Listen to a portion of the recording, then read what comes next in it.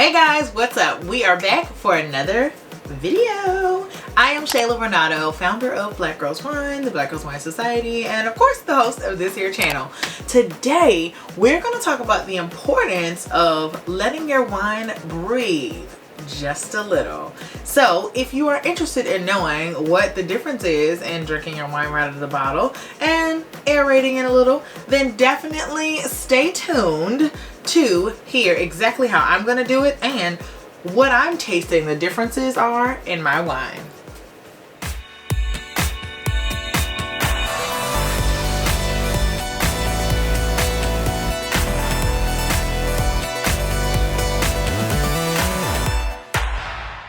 Alright guys, so first things first, for this video I want to talk to you a little bit about letting your wine breathe.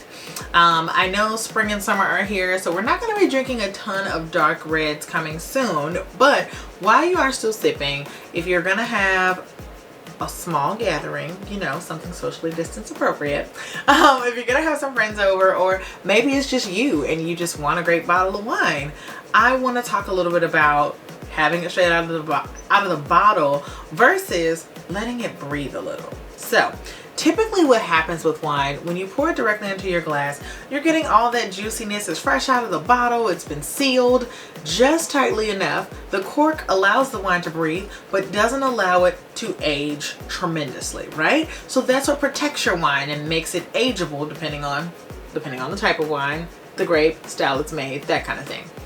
But for the sake of this video, we're just going to pretend like whatever wine I'm talking about has ageability on it. So when it's in the bottle, it's able to age because there isn't a ton of oxygen getting to it. And what happens is that wine stays nice and tight, and I mean super tight, right?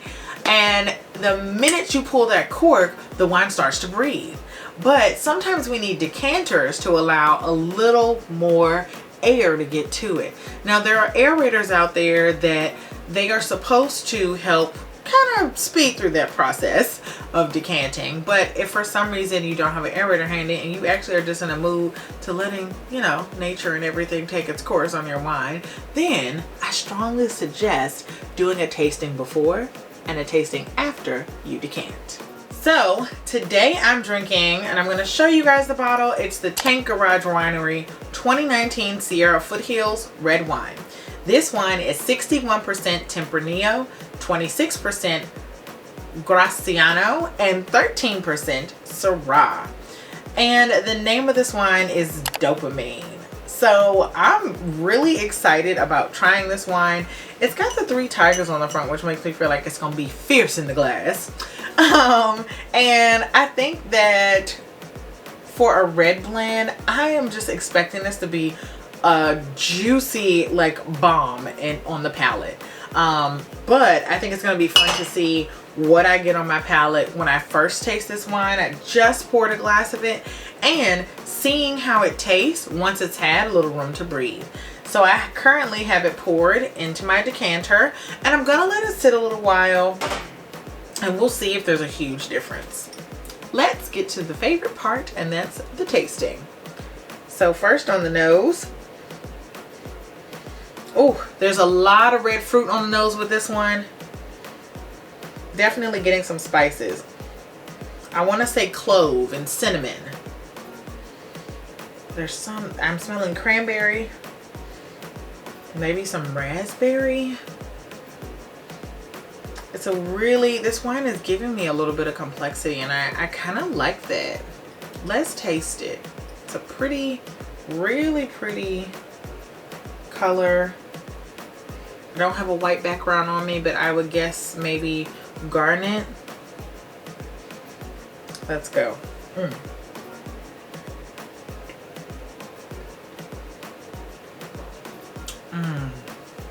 That's really good. Now that I'm sipping it, I definitely taste cherry, and I want to say strawberry. It's absolutely delicious.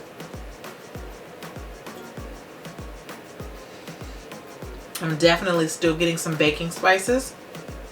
I am leaning towards the cinnamon.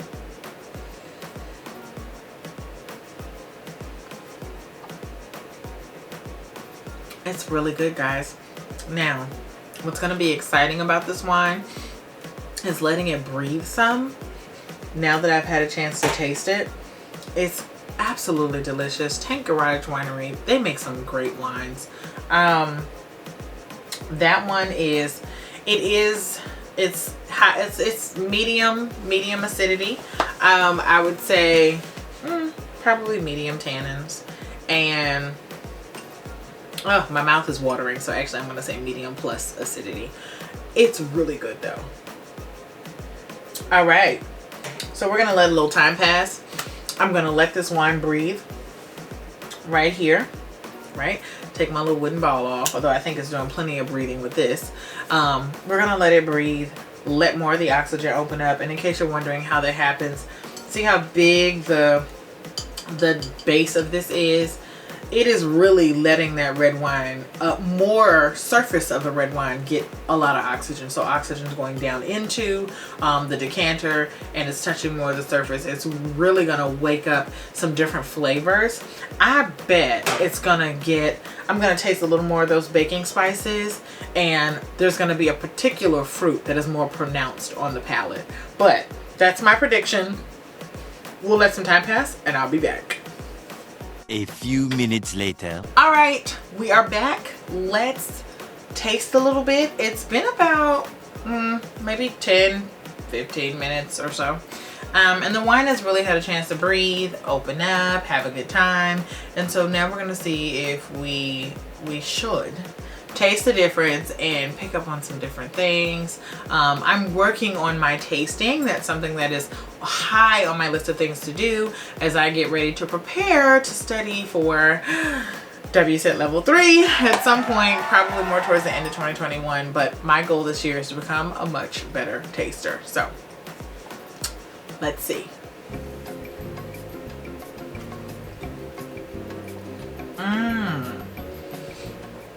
Okay, first things first, I feel like now that this wine has had time to breathe, I was wrong about all the red fruits. Got him! I mean, not necessarily wrong. That could have been what I was getting at the initial smell. But now, I am getting a lot of raspberry. It is like very pronounced on my palate. I believe this is raspberry.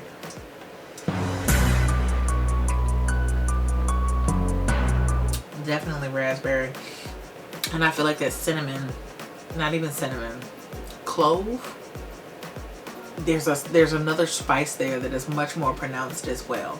So one thing that is the benefit behind, you know, giving your wines time to open is that you do get more of the, I feel like a lot of the richness of the flavor. It can be more pronounced on your palate, especially the fruit that you may see the winemaker's notes describe that you're gonna get. Sometimes that's why when you try wines and you see the winemaker's notes on a website, you know, on their website, or whether it's on a tasting sheet or something like that, the reason why we don't get some of the notes is because we haven't had a chance for it to open up. So I'm really kind of excited about being able to try this and taste it. Let's see what the winemaker's notes say. Okay, so one of the things that I absolutely love about Tank Garage Winery, I got a lot of different fruits on my palate, but I want to read you guys their description. Hands down, they have the best wine descriptions I have ever read, ever. They're amazing. So, if the trippy tiger on the label doesn't draw you in, the wine in the glass certainly will. Stimulate your senses with smells of macerating strawberries, sun-warmed huckleberries, and fresh-cut cedar that leap from the glass like a tiger on its prey. So I will say that that other scent that I was smelling was definitely cedar.